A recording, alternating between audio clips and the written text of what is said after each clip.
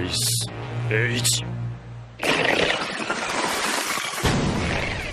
So Aokiji versus Garp. Now I've tackled this fight in a couple of other videos, but I've never done a full analysis for it. So I wanted to go in line with the theme of my recent videos and give you guys the full breakdown of this fight with my interpretation throughout. Now some of my live watchers will actually be a little surprised at some of my interpretations on this because it's a little different from anything I've said before. Now with that said, I want to dispel a couple notions right off the bat. For one, there's a big notion that like Garp wasn't using Galaxy Impact when he threw the punch on Kuzan.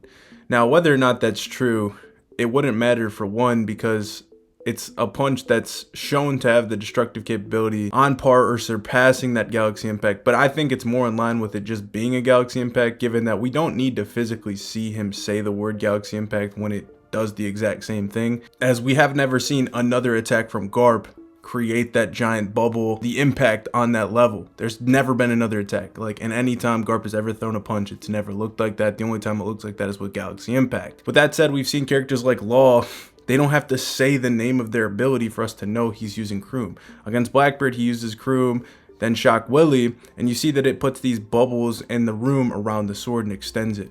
You then see a panel of Law go back to neutral. Room hasn't been put on the sword when he's just facing off with Blackbeard, and then he initiates into the clash before he gets one shot with Kroom again without it having to be verbalized. We just, as the readers, are supposed to understand, oh yeah, he's obviously using the same technique we just saw. And there's other examples of this as well, but you get the gist. Now, the craziest thing about all this for me is that this feat is severely downplayed. Like, this entire clash is. When you look at this, understand that the initial Galaxy Impact was Garp just emitting his haki and punching down at the ground, just flexing. Like, he literally just punched straight at the ground with a vertical punch, right?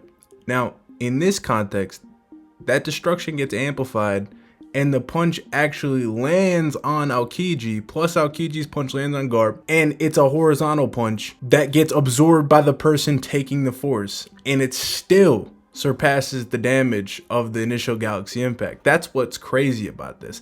We've never seen a clash like this, and this is like this is completely different from when two people clash their swords or they clash weapons or they meet in the middle with a punch. These are landed blows here. Like, they are taking the full brunt of the force to the chin, in Aokiji's case, and Garp to the forehead. Now, with that said, we're going to start from the beginning. This fight spans chapter 1081 to 1088, but only 3 of those chapters are anything to do with this fight. The rest of them are completely irrelevant, and we're covering things completely outside of the setting. So those chapters have no temporal period that you're going to assign. It's not as if Aokiji was down for 7 chapters off the blue hole, but we're going to get into all that. So the initial interaction starts pretty simply with Aokiji freezing Hibari when Garp touches down, and he talks with Kuzan. What we see is that it's very clear that Garp does not like the idea of Kuzan defecting. He says, Kuzan, what? Kuzan, what have you done? Unfreeze Hibari right now.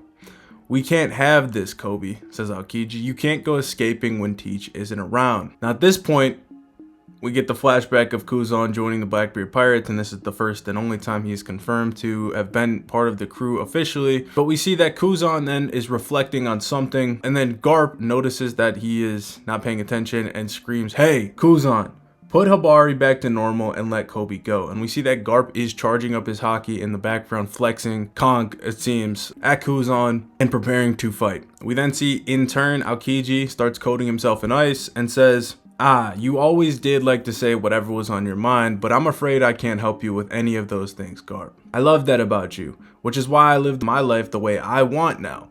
And then he attacks Garp with Ice Ball. So Garp was prepared. We see him charging his haki, and he's prepared for the attack. The attack still lands. Now, Ice Ball is not a very effective attack. We've seen this attack used on Whitebeard as well, and Whitebeard has a direct counter to this ability with the Shockwave, so it's less effective on him. So it's more impressive for Garp to break out of this than it was for Whitebeard. With that said, Garp gets caught in the Ice Ball, and Aokiji says, would you kill your senior apprentice to save your protege? So he's questioning, would Garp actually do it? Would he go through with this?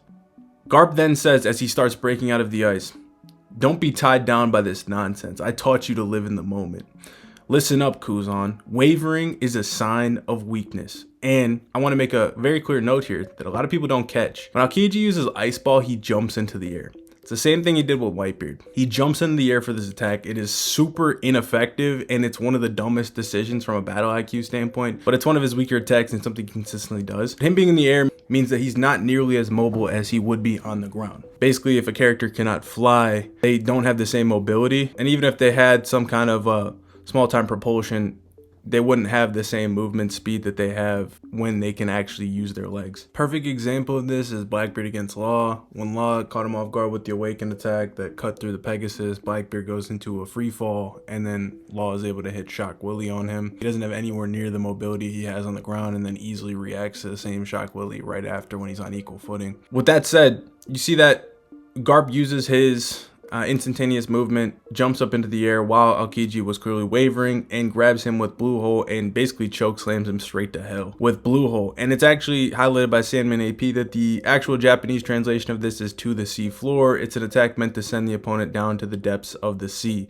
So essentially, Kuzan could drown here if he, was unconscious like some people think, or if he wasn't able to bring himself back up. This is also an advanced Conqueror's attack very clearly. You see the Conquerors emitting off the opponent when he is grabbed and hit. And that wraps up the first interaction. Now, as I said, all the chapters that take place in between this literally don't matter, and you can't assign a time to it. Now, there is a time that does pass, however, as we see that the setting has shifted and some of the Marines have escaped, and Garp is leading the rallying cry with Kobe, Cruz, and Helmeppo to basically escape the island. Now, the point is, there's not a large amount of time that takes place, as you see that the level of opposition they're fighting is literally fodder pirates. Sandman Wolf, who gets one-shotted by Garp, and Vasco Shot, who has no chance in hell to do anything. Garp even goes so far as to use the fodder pirates to block Vasco Shot's attack and then toss them away like garbage. So in this period, essentially, they're in the process of escaping. I've already talked about in my other explainer videos how in chapters and in sequences, it looks like a lot could be happening, but it's really like minimal to no time passing. Like the perfect example is like chapter 1105, whatever chapter in the recents that Kizaru cuts down the Vega rocket and the characters are falling for an entire chapter. Then we cut to the next chapter and there's other events that take place, and yet the other characters are still in the same spot. So like literally in a 3-chapter span, no time passed. So there's a lot that can happen. They're also actively trying to escape, and there's not much opposition here whatsoever. And in this unspecified period of time, you understand that Aokiji, who was just sent, very deep underground, has to come back up. And I already explained the implications of what that actually means in Japanese. And then it actually seems as if when we see him again, he's been watching the interaction off to the side. It doesn't seem like he's emerging from the rubble. He is just kind of standing there off to the distance, and Garp seems to notice him. Now, one thing I want to highlight in this interaction is that Garp's entire plan to this point has been escaping with the crew. Like, he is fully intending on leaving with them. He tells them, pull back, we are done here, come on, we're gonna leave, to Kobe, Cruz, and Helmeppo, and they start heading out. Now, the energy completely shifts when he sees that Kuzan is back up. He notices Kuzan, and Kuzan specifically says, I'm afraid I can't let you leave yet, Garp. Now, if you guys remember, yes, he did say he wasn't gonna let Kobe leave, but before this, earlier, he had told Blackbeard that Kobe was worthless to them and that his life essentially meant nothing, given that he was a sword member and he could just be dispatched of at any point.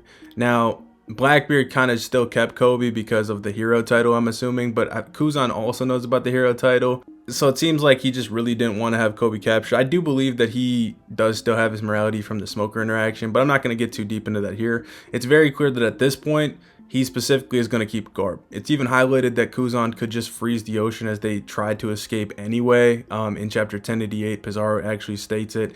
And we've already seen him do it on a much larger scale in the Long Ring arc, where he froze from one island to the next and it lasted for a week. So no, he can do this pretty casually and pretty quickly. So if he had any intent, he can easily go hawk them down if he really wanted to. That's never part of his intention. Now, the point I wanted to make about Garp, completely understanding that, yeah, he's not going to be escaping here, is very important, because he understands that because of Kuzan, he's not going to be escaping. Like, that's very clear. With this said, you even see Helmeppo say when he sees Kuzan, I should have left earlier, I don't want to die. And then Garp says, damn, he really wants to keep going, Kuzan. At that point, he gives the order for them to leave. When I say the word run for the shore, just make it out alive.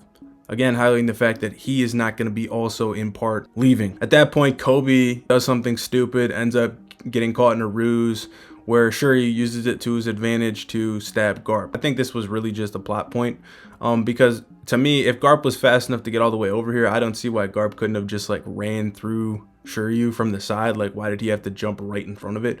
But he wanted to take no chances with Kobe because Kobe's the future. So whatever, it's what happened. He ended up getting stabbed. Now, it's not off guard and he was able to brace for the attack, but sure, it does some damage to him. But the only implication here is that Shiryu doesn't seem to have been able to do this if he hadn't set this plan in place. That's what Garp seems to think. Garp seems to think that he was the target the entire time. Now, he may just be saying that to make Kobe feel better, but from what happens after, it doesn't seem like Shiryu was going to be able to do this if he didn't have Garp in a compromised position anyway. Garp doesn't even use Haki and essentially just slams Shiryu into the ground, inflicts some pretty substantial amount of damage with Shiryu bleeding from his nose and mouth. Now, Shiryu takes it pretty well with a smile, but that just might be his insanity. He also does pull the sword out. Now, we don't see him stand up, but he's essentially taken out of the battle at this point, so I think that he was down for a while. Either way, it doesn't really matter, and he's not part of this discussion regardless. But Garp doesn't think highly of him, calls him a small-time thug, and yeah, that's when you get the statement about people saying, the fighter pirate saying the old man's been weakened now. And everybody likes to say that, oh man, Garp from this stab like really can't do anything. Now, one thing I want to talk about in One Piece is that when characters take damage, it works very similar to the game Pokemon. If you guys are familiar, your health bar will go down, but your AP doesn't change. Great example of this is Zoro. He fucking takes the double Yonko attack, breaks 20 some bones, and then uncorks Ashura, his most potent attack to date, unloading the most amount of power, and still is able to clash with Kaido twice on panel with the sound effects of clank marks, and then pull off Ashura, right? So it's a crazy endurance showing. So as long as you can endure something and endure the pain, you can essentially use your AP as you see fit. This happens essentially in all Luffy's fights. Luffy and Katakuri, they can, after they both take massive stab wounds, they end up using higher levels of Haki. Luffy goes into a whole new form of Snake Man. The level of power just continues to increase that entire fight. With this said, Garp, even in this context, also has his most impressive showings after the stab. Now with this shot, even Aokiji comes out because the fodder pirates start chasing after him, and they say, Garp's weakened, even we might be able to take him down now. And this just kind of speaks to how dumb they are, where Aokiji says, out of the way, you scrubs. He could have both arms, legs trussed up, and you still wouldn't be able to kill Garp. Kind of just doubling down on what I was saying about his AP. We also see that Garp the same cross-skilled bounty as an admiral, which is pretty consistent. Now, at this point, we get into the big clash, and this is why I brought up the Galaxy Impact thing earlier, where we get to see this giant clash that has the same giant bubble of impact, only this time it's on a much larger scale as we see it, comparison to the giant Pizarro face and everything. The destruction is much more amplified, which makes sense because it's double trouble. Aokiji is also punching here, but the point that is really cool is that Aokiji is matching an advanced conk punch. Whether he's using advanced conk here isn't specified, but regardless, it's kind of irrelevant given that he can match this output and they clash evenly. It also proves that he was relative in speed to Garp on equal footing on the ground. Now, another thing that people gloss over that I've talked about a lot beforehand is the flashback. Now, the whole point of the flashback is to show us that Aokiji had reached Garp's level in terms of physical strength. I've gone into much more detail on this in my Aokiji scale video, so you can check that out if you want to see that. But the whole point is that there's a period of time that passes from Aokiji at 19 years old to when he's an admiral. Over this time period, you have a younger Garp, prime Garp, and then old Garp, all of which have the same sound effect that Aokiji reaches. Also further proving that Garp has retained strength, which goes in line with volume 82's SBS, which in the direct Japanese kanji says he maintains strength. Now, I know a lot of people like to bring up Garp himself saying he's weaker, and I don't really want to get into like all that in this video, but every time that he says it, the 2 times, it's always highlighted as a comedic relief scene where it's always characters that don't take it serious. It also is a situation where it's either Garp downplaying his own power or potentially, you know, being over arrogant, just whatever way you want to see it. I would value Oda's statement in the SBS and the actual visual representation more so than Garp's kind of just yapping statement. It's kind of like an old man at the gym that tells you he benched 500 in his prime. Are you supposed to take it literally? I think it's supposed to be a comedic joke. That's irrelevant to this context. The whole point of this flashback is to show us that the punch that they throw here is supposed to be the punch that they trained. They trained for this punch. they punched it, and it directly correlates to Haki as well, and they are on equal footing. Aokiji also using Ice Glove here. I honestly think you could interpret Ice Glove as a technique. I don't even know if Ice Glove is the actual attack. Kind of reminds me of Mirror Mountain that Yamato uses to protect herself against Kaido, and Curtain that Law uses, or even K-Room, where it's just like simply coating his sword, and then Shock Willie's the actual attack. Now, it could be the attack. Regardless, it doesn't really matter. This is a Galaxy Impact level punch that he's clashing evenly with. And then they essentially both get sent flying. They have the same paneling. We see then Garp, who, as I mentioned prior, already knew he wasn't going to be getting off the island, has taken some significant damage from the punch. He's then on the ground. His relaxed, calm, joking demeanor is completely gone. He's holding his head, and he says, "Don't panic, Kobe. Justice will prevail." And that's when we get into, him kind of giving Kobe the mental amp to be confident in himself, to take on Pizarro's fist, to protect the crew, and Garp essentially gets back up. Now, Kuzan got up well before Garp.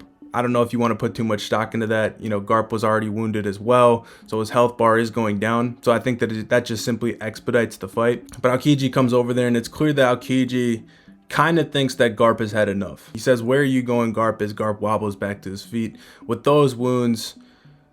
And Garp cuts him off and says, "You mean scratches." Aokiji then puts his hand by his face and says, "I'm saying it out of concern," completely dropping his guard to a Garp that he thinks is actually weakened at this point after his punch.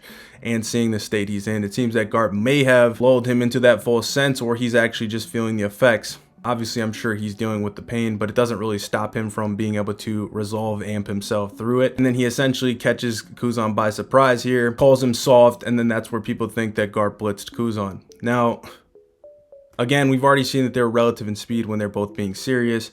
And in this instance, it's very, again, clearly highlighted that Aokiji dropped his guard. That's the whole point of showing his face being completely surprised by the power. And then it even looks as if Aokiji did put his arm up to block. It's just a shoulder tackle at the end of the day. Like, this wasn't supposed to be a big deal.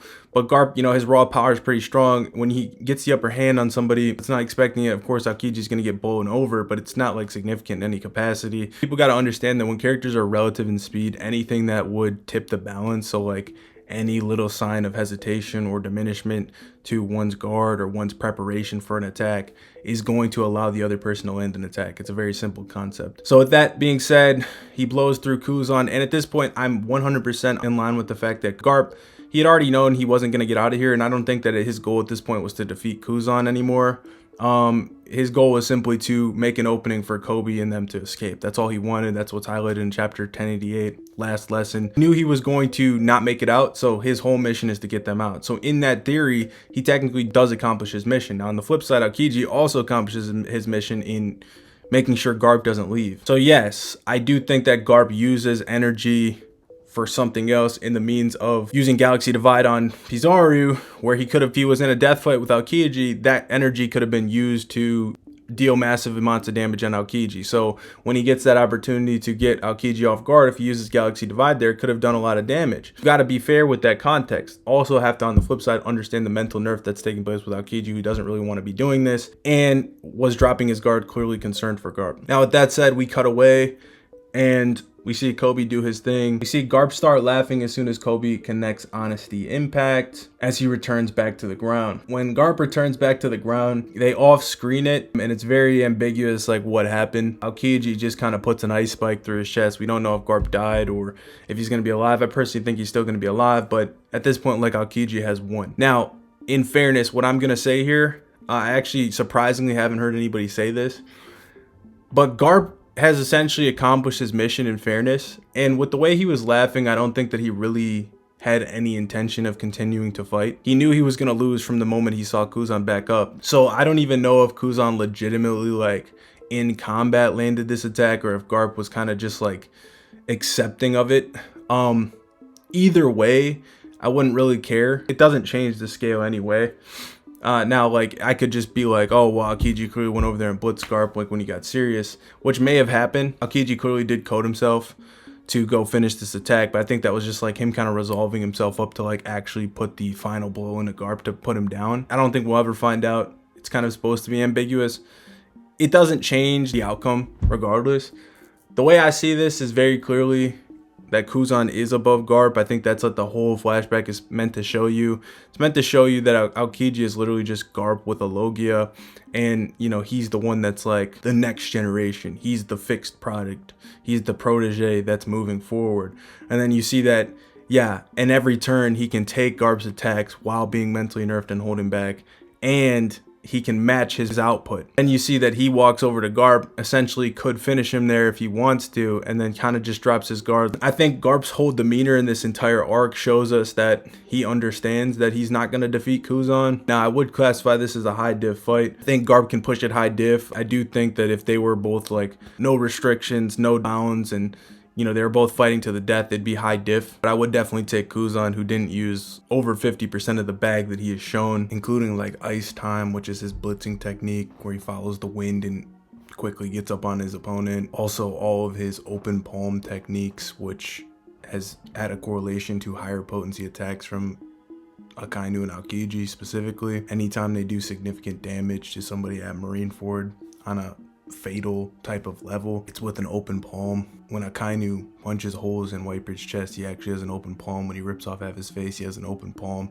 When Aokiji freezes Jozu to the bone, he has an open palm. And even when Aokiji uses Ice Age on the water, he again goes and touches it with an open palm. When he makes physical contact with his open palm, or just, you know, grabbing you, his attacks are more potent. He doesn't actually need to touch you to use his ice. Seen time and time again. You even see that with Habari earlier. Not to mention the Ice Saber, Pheasant Pack, and all these other techniques that he has at his disposal that just weren't used. So there's a lot of things that are ambiguous, but I think that the whole point of this fight is to show us, yeah, it's like what happened with Kizaru.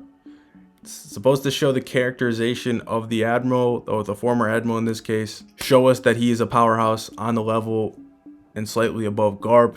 It's also supposed to give Garp a one last hurrah moment if he is dead, but if he's not dead, it was still supposed to be ambiguous. That's why he's smiling, because Oda wanted to leave it because he knows the D members smile when they die, so he wanted to leave it ambiguous to whether or not Garp actually died. So the purpose is to give Garp a heroic moment. He accomplished his mission, but in turn Aokiji accomplished his mission. Then we clearly see that Aokiji doesn't go after the rest of the other people because the only person that's important to him is Garp. It's also meant to show us all the other Blackbeard pirates surrounding are supposed to see Aokiji do something for their cause to further drive in the loyalty factor for them to believe. As you saw that there were, you know, Burgess said he didn't completely trust Aokiji and Dressrosa. Like, it's only months away in terms of actual One Piece time. You see that there are a lot of apprehension toward him. So he knows he can't come out of this scot-free. He couldn't let loose completely on the island because he doesn't want to destroy the city, even though he had to match Garp's output, which still caused a lot of destruction, but doesn't use any of his like high potency ice powers that we see with what happens at Punk Hazard now. I think that's Awakening. We don't have that confirmation just yet, but I think this is going to age well. So I appreciate it. If you've made it this far, make sure to subscribe. Tell me what kind of matchups you want to see next, and I'll catch you guys in the next one. Peace.